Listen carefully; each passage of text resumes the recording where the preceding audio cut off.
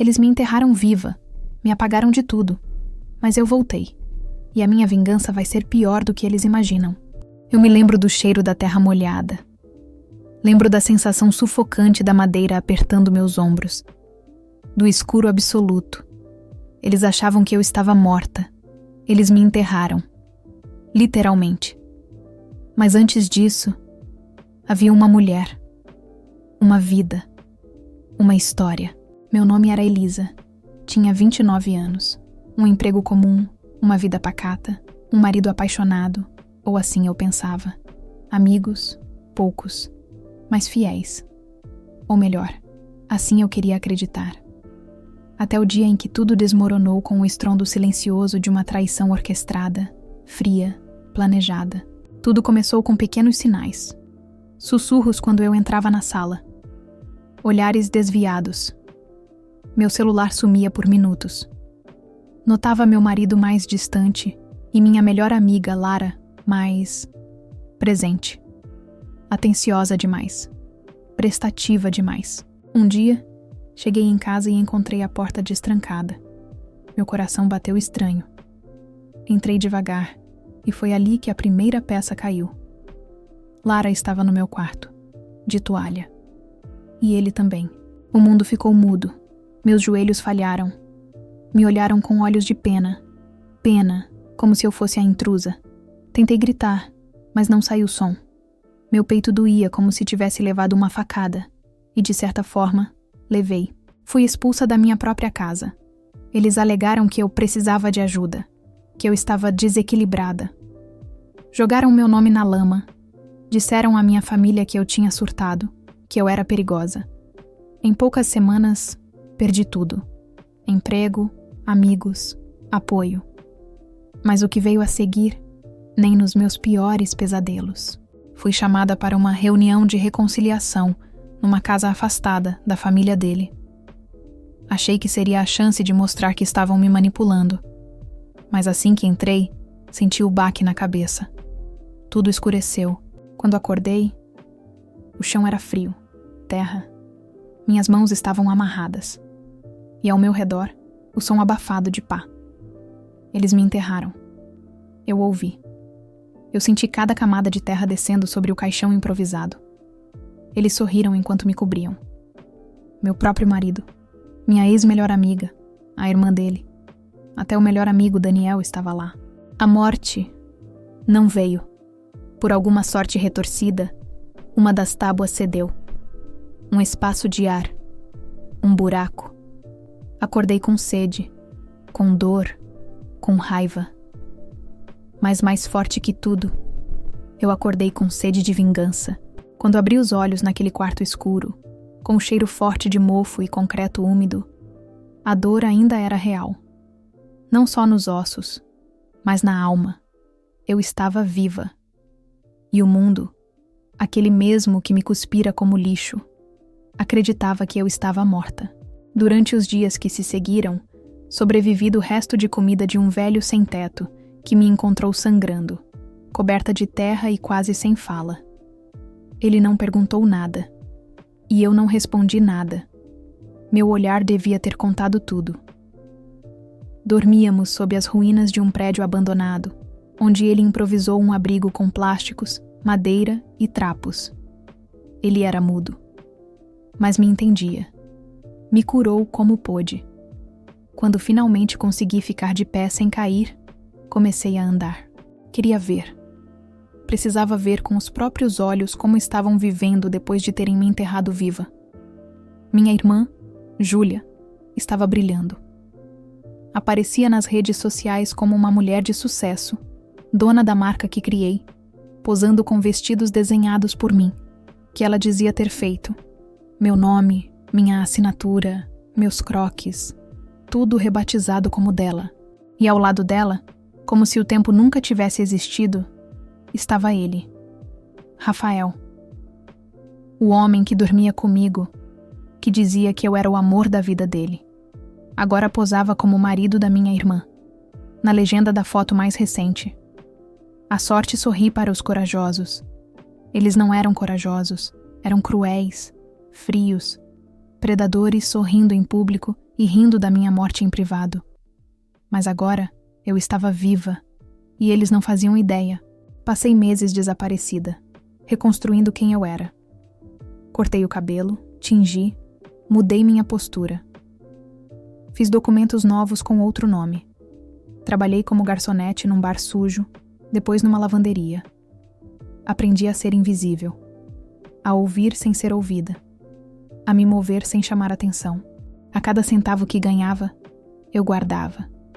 A cada dia que passava, eu assistia. Observava seus passos, como uma sombra. Conhecia os caminhos que percorriam, os horários, as rotinas. Aprendi onde estavam as rachaduras no castelo de mentira que construíram sobre meu cadáver. Mas vingança exige mais do que ódio. Exige estratégia. E eu tinha tempo. Eu soube exatamente quando dar o primeiro passo. Foi numa noite chuvosa. Júlia postou uma selfie sorrindo ao lado de Rafael, na sacada do nosso antigo apartamento.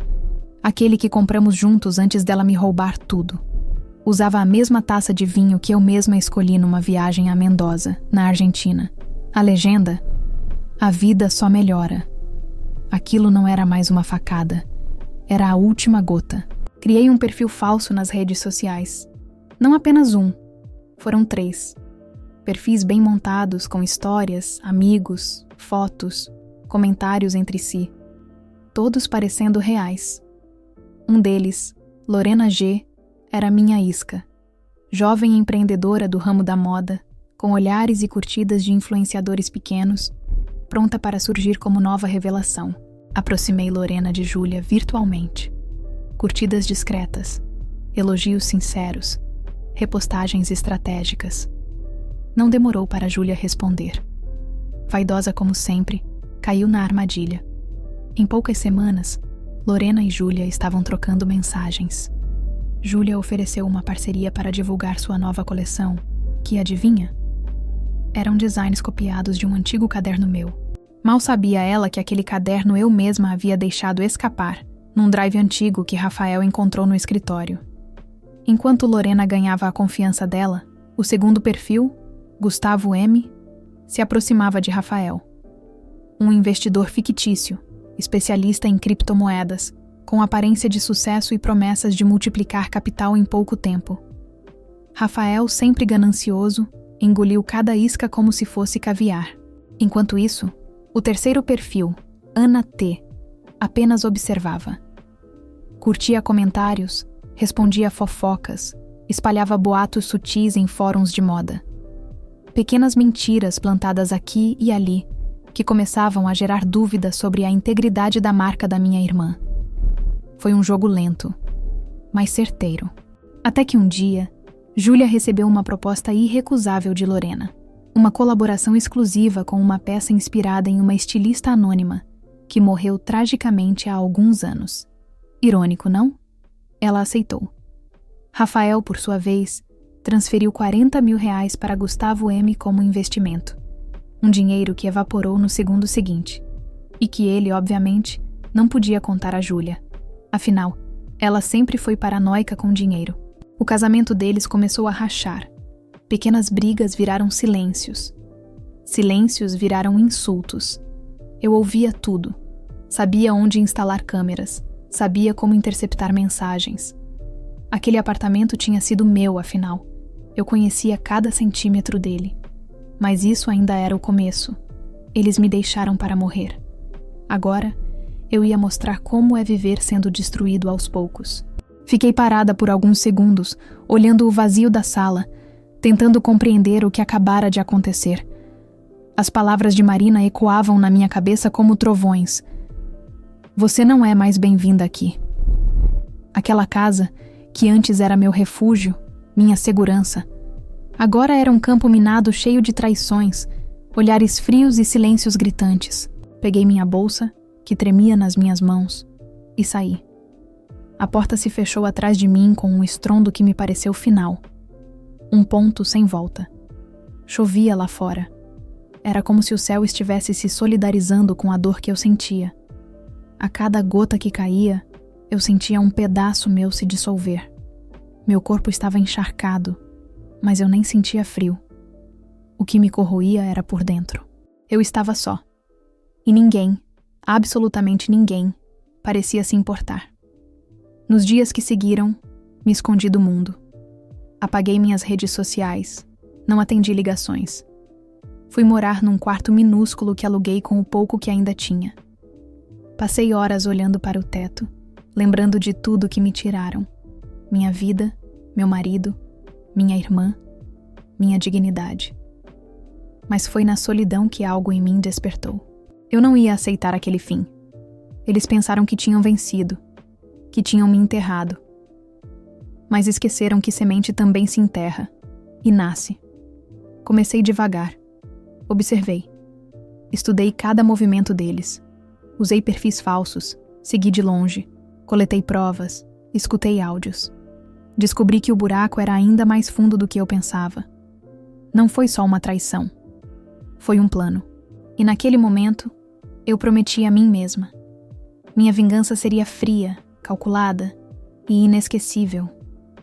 Durante semanas, minha vida se tornou uma missão silenciosa. Eu acordava cedo, tomava café amargo, vestia roupas discretas e ia trabalhar em turnos rápidos apenas para manter as aparências. À noite, virava madrugadas reunindo informações, organizando arquivos, lendo leis. Aprendi mais sobre direito em 2 meses do que em toda a minha vida. Porque eu não queria apenas vingança. Eu queria justiça. Uma justiça que doía. Marina e Henrique estavam vivendo como se nada tivesse acontecido. Fotos felizes, jantares em restaurantes caros, viagens curtas, passeios com amigos, tudo cuidadosamente publicado, como se estivessem tentando provar ao mundo que eram perfeitos. Era forçado, ensaiado, quase desesperado. Mas eu via além. Descobri que Henrique havia transferido parte dos bens da nossa antiga empresa para o nome de Marina. Não satisfeito em me trair com minha própria irmã, ele ainda tentara me apagar dos negócios. E Marina? Ela tinha reativado contatos antigos nossos, usando o meu nome para fechar parcerias que antes me pertenciam. Eles tinham me enterrado viva. Mas agora eu tinha algo mais valioso que o perdão: o tempo. Criei um perfil falso com a identidade de uma empresária interessada em investir na antiga empresa. Comecei a conversar com o Henrique por e-mail, marcando reuniões, fazendo perguntas, sondando fragilidades.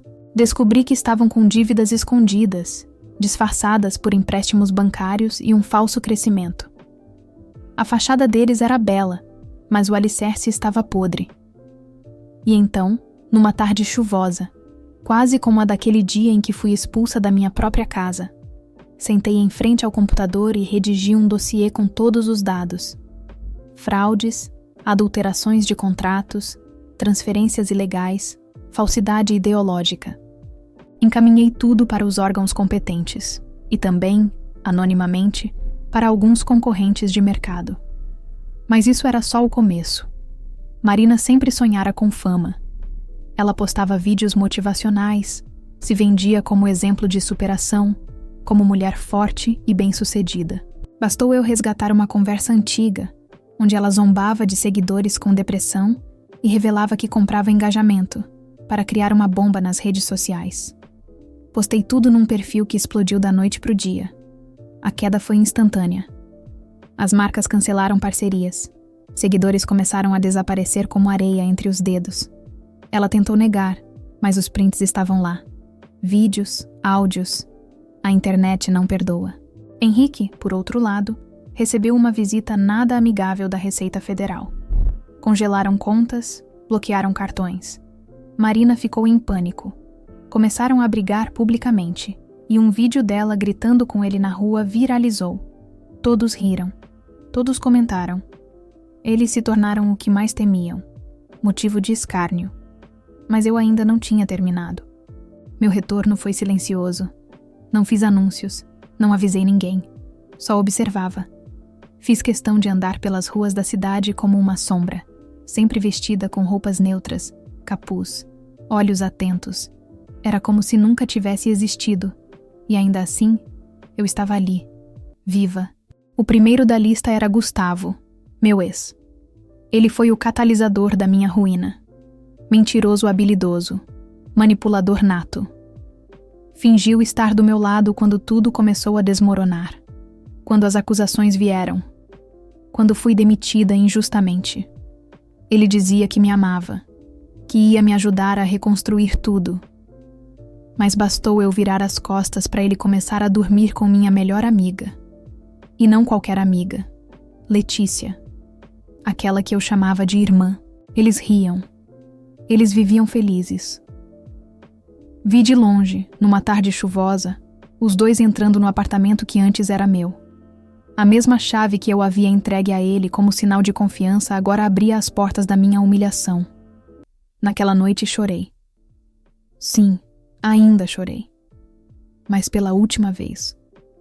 Porque naquele momento eu decidi. Não ia mais sofrer. Ia fazer sofrer. Comecei pelo mais fácil. Um dossiê completo sobre os negócios ilegais de Gustavo, com provas que consegui quando ele confiava em mim.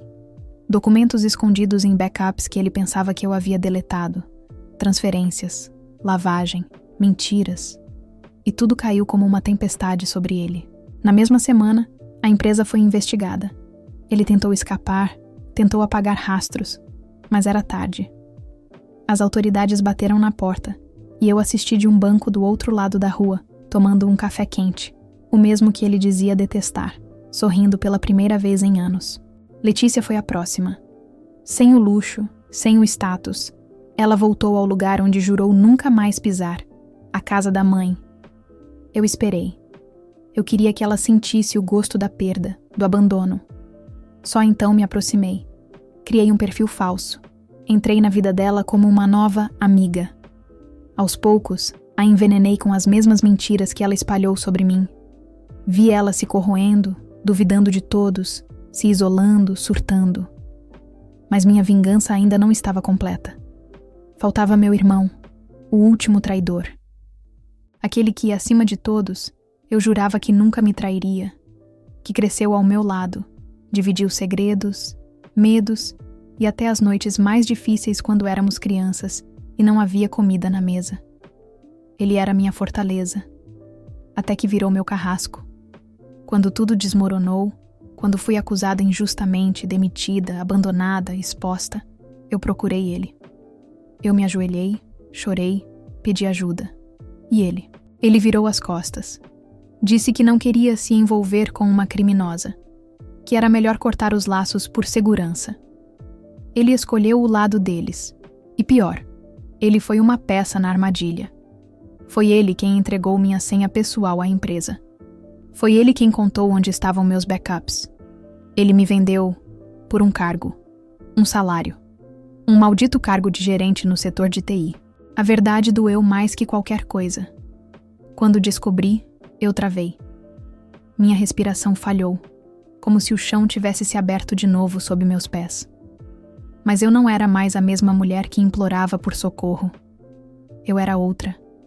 Uma versão que ele mesmo ajudou a criar. E essa versão queria ver ele de joelhos. Eu não podia simplesmente expor. Não. Ele era esperto, cuidadoso. Ainda mantinha a imagem limpa. Mas havia uma brecha. E por ironia, estava ligada a uma jovem estagiária da empresa que ele supervisionava. Júlia, de 22 anos. Aproximei-me dela sem pressa. Contei uma história parecida com a dela. Me apresentei como alguém que já havia passado pelas mesmas coisas. Comecei a ajudá-la, a ouvir. E logo ela me contou. Tudo. Contou sobre as mensagens do meu irmão, sobre os convites para reuniões fora do expediente, sobre os toques sutis, os elogios camuflados de profissionalismo, sobre os prints que ela começou a guardar, mas nunca teve coragem de mostrar. Pois eu tive. Fiz tudo com calma. Montei um relatório impecável. Enviei aos lugares certos, nos momentos certos.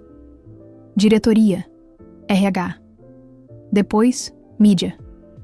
E por fim, os grupos da própria empresa, que vazaram tudo como um incêndio. Ele foi demitido. Na frente de todos. Humilhado, cancelado.